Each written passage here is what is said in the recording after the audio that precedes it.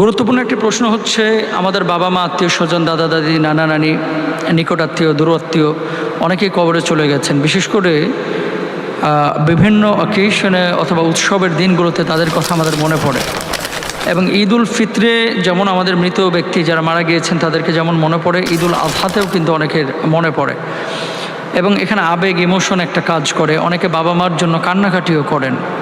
তো সেই বাবা মার কবরের শান্তির জন্য তারাও যেন সওয়াবের অধিকারী হন, এই উদ্দেশ্যে কেউ যদি বাবা মার পক্ষ থেকে কোরবানি করেন তাহলে কোরবানি করতে পারবেন কিনা, গুরুত্বপূর্ণ বিষয়।